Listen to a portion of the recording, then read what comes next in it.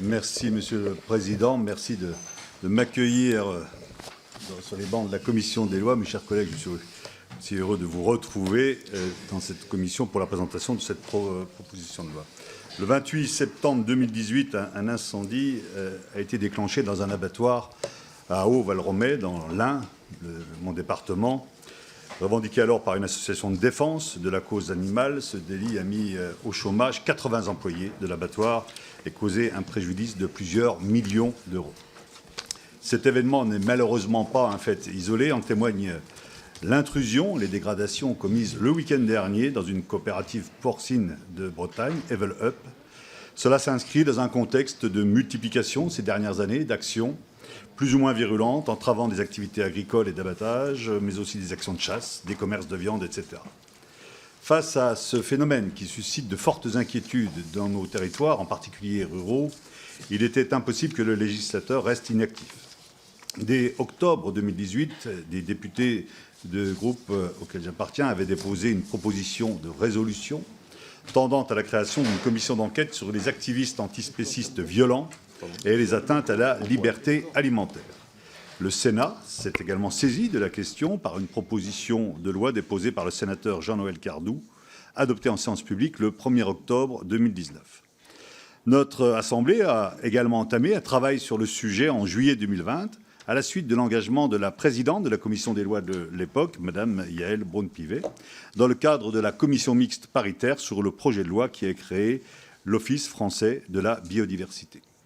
Une mission d'information commune à la commission des lois, à la commission du développement durable et de l'aménagement du territoire et à la commission des affaires économiques de notre Assemblée a ainsi été créée sur les moyens de juguler les entraves et obstructions opposées à l'exercice de certaines activités légales. J'ai eu l'honneur de présider ces travaux qui ont abouti à la publication d'un rapport d'information le 27 janvier 2021. Les rapporteurs étaient Mme Martine Legui-Ballois et M. Alain Perea, tous deux membres du groupe La République En Marche. Je tiens à saluer la qualité de leurs travaux et la qualité de ce rapport qui documente avec précision le constat du développement récent d'entraves réalisées par des militants.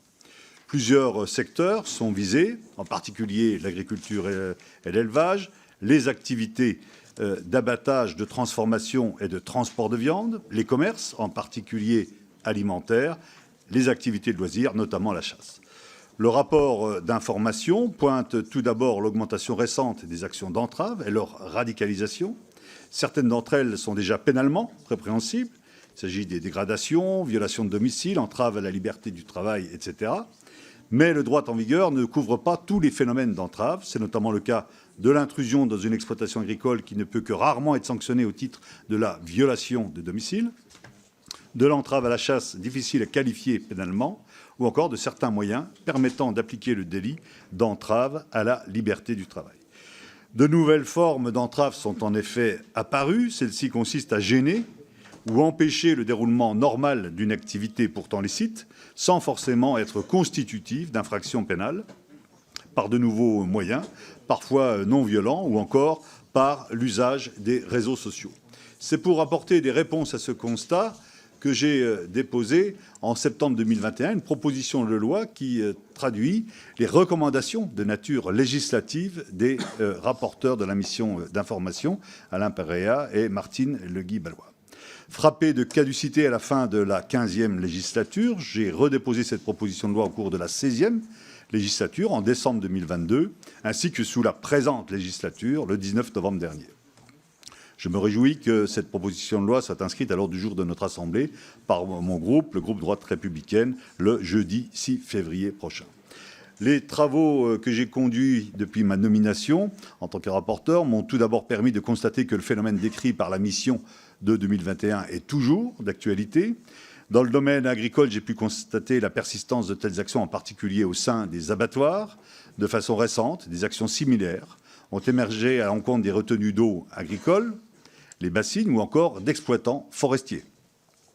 Dans la filière viande, nous assistons toujours à des dégradations de boucheries et de stands tenus à l'occasion de salons, ainsi qu'à des campagnes de dénigrement sur les réseaux sociaux. Enfin, en matière d'entrave à la chasse, la Fédération nationale des chasseurs a reçu pour la saison 2023-2024, 348 signalements d'actes malveillants. Les préconisations de la mission, on le voit, conservent donc leur pertinence pour mieux répondre aux actions d'entrave et à l'évolution de ce phénomène. Les auditions que j'ai pu mener la semaine dernière m'ont en outre permis de recueillir l'analyse du ministère de l'Agriculture et de la Souveraineté alimentaire, ainsi que du ministre de la Justice. J'ai également auditionné un professeur de droit spécialisé dans le domaine, M. Romain Hollard. Je tiens à remercier tous les organismes et personnes auditionnées pour leurs contributions précieuses. Sur cette base, j'ai déposé une douzaine d'amendements sur le texte qui visent deux objectifs. Le premier, c'est d'améliorer la rédaction des différents articles de la proposition de loi afin de répondre de façon plus pertinente aux phénomènes d'entrave constatés. Le deuxième, qui est important, il vise à mieux concilier l'objectif de lutte contre les entraves avec certains principes constitutionnels et certaines libertés, au premier rang desquelles la liberté d'expression. Sans trop rentrer dans le détail des modifications que je vous soumettrai, je souhaite vous exposer dès notre discussion générale les principales lignes de ces amendements. Sur l'article 1er qui modifie le délit d'entrave prévu à l'article 431-1 du Code pénal, je vous proposerai premièrement de supprimer le moyen d'intrusion permettant de qualifier ce délit qui est redondant avec l'article 2 de la proposition de loi. Deuxièmement, de supprimer le délit d'entrave à certaines activités ou de loisirs. À la place, je vous propose de revenir à la convention d'entrave à un acte de chasse telle qu'elle existe aujourd'hui, en supprimant toutefois le critère de concertation et en délictualisant sa récidive. S'agissant de l'article 2 qui crée un délit d'intrusion aux fins de troubler le bon déroulement d'une activité légalement exercée, je vous proposerai plusieurs amendements visant à préciser cette infraction et ses circonstances aggravantes. Ces amendements permettront notamment de renforcer la conciliation de cette infraction avec la protection légitime des lanceurs d'alerte. Sur l'article 3 qui instaure un mobile discriminatoire sur le fondement de l'activité professionnelle, je vous proposerai de préciser les exceptions au principe de non-discrimination.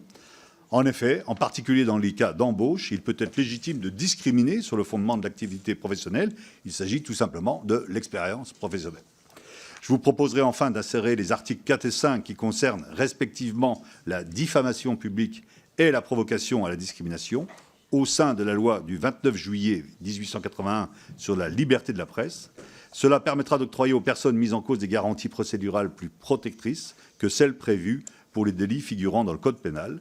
Les délais de prescription sont plus courts, les perquisitions sont limitées ou encore il y a une impossibilité de détention provisoire. Par ailleurs, les sanctions proposées pour ces deux articles dans le texte initial reprennent celles issues de la mission d'information de 2021, elles en étaient la traduction, c'est-à-dire 1 an d'emprisonnement et 45 000 € d'amende. Ces sanctions me semblent disproportionnées. Il ne me paraît pas pertinent de punir de la même peine une diffamation publique ou un appel à la discrimination sur le fondement de l'activité professionnelle qu'une infraction similaire commise en raison de la race ou de la religion. Pour cette raison, je vous proposerai de supprimer la peine d'emprisonnement prévue pour ces deux infractions et d'abaisser la peine d'amende de 45 000 à 15 000 €. Vous l'aurez compris, je suis particulièrement vigilant à la juste conciliation entre, d'une part, le renforcement de la lutte contre ces entraves et, d'autre part, les libertés fondamentales garanties par la Constitution, ainsi que le rappelle fréquemment le Conseil constitutionnel dans ses décisions, la liberté d'expression et de communication est d'autant plus précieuse que son exercice est une condition de la démocratie et l'une des garanties du respect des autres droits et libertés. C'est cette philosophie qui a guidé les modifications que je vous propose aux articles 4 et 5 de la proposition de loi, tout en renforçant notre politique pénale pour mieux répondre aux entraves qui empêchent nombre d'agriculteurs, de producteurs et de commerçants d'exercer librement et sans entrave leur métier, qui est essentiel dans notre société. Je vous remercie.